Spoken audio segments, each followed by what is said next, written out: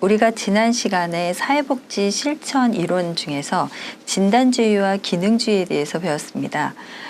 진단주의 같은 경우에는 집단주의 접근은 프로이드의 정신분석적 사고의 영향을 받아서 어린 시절에 어떤 문제가 지금 현재까지 어떤 그 자극을 줄 수 있다. 그래서 그것을 분석을 통해서 진단을 함으로 인해서 클라이언트의 문제를 해결한다라는 그러한 어떤 진단주의 이론이 있었습니다. 이 진단주의 이론 같은 경우에는 조사, 진단, 치료 단계를 상당히 중요하게 생각을 했었죠.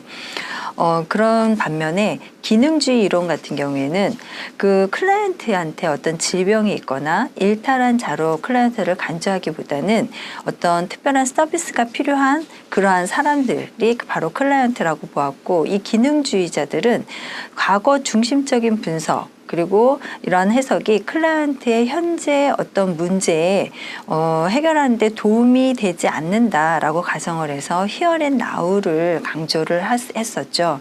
그래서 기능주의자들 같은 경우에는 인간이 과거에 얽매이지 않는 존재이고, 또한 스스로 선택할 수 있는 의지와 성장에 대해서 잠재적인 힘을 가지고 있다라고 이제 기능주의자들은 보았습니다. 그래서 기능주의자들은 클라이언트의 기간이 제공할 수 있는 기능의 한도 내에서 클라이언트가 스스로 선택하고, 그 다음에 자신의 성장을 위해서 어떤 과제를 수행함으로 인해서 그에게 시급한 문제 해결을 할 수 있으며, 여기에 본인 스스로가 참여할 수 있는 그러한 것들을 이제 기능주의 쪽에서는 이야기를 했습니다. 이런 진단주의와 기능주의를 통해서 개별 사회 사업에서 좀 더 나아간 집단 사회 사업 그리고 지역 사회 조직으로 발전하는 하나의 계기들이 되었죠. 근데 이번 시간에는 이러한 기능주의와 진단주의들, 어떤 것이 더 낫다, 어떤 것이 더 낫지 않다라는 그러한 어떤 이론적인 거 가지고 계속적으로 얘기들이 오고 있었습니다. 그러한 현장에서 1950년대 사회복지 실천의 이론적인 면에서 전문적 그 활동의 어떤 측면에 있어서 통합이 이제 이루어지게 되었죠.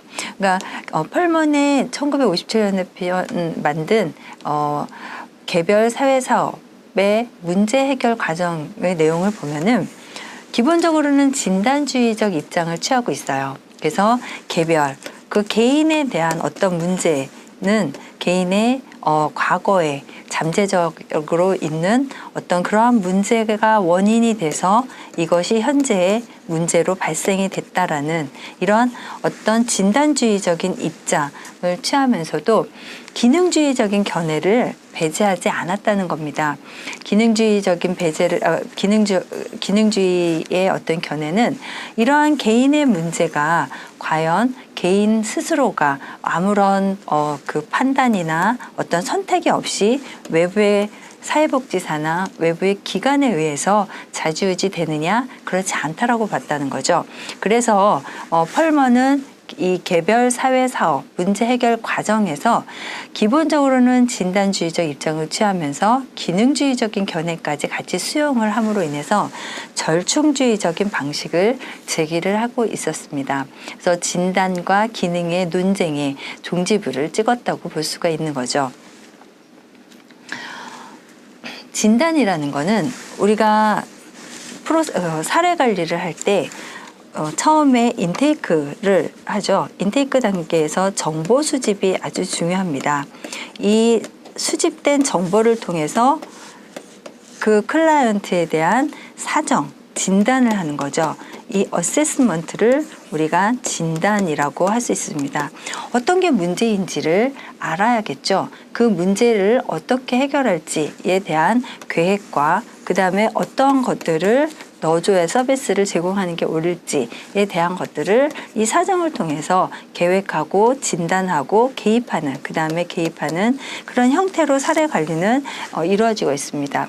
이때 이 사정은 이때 진단과 치료를 중요시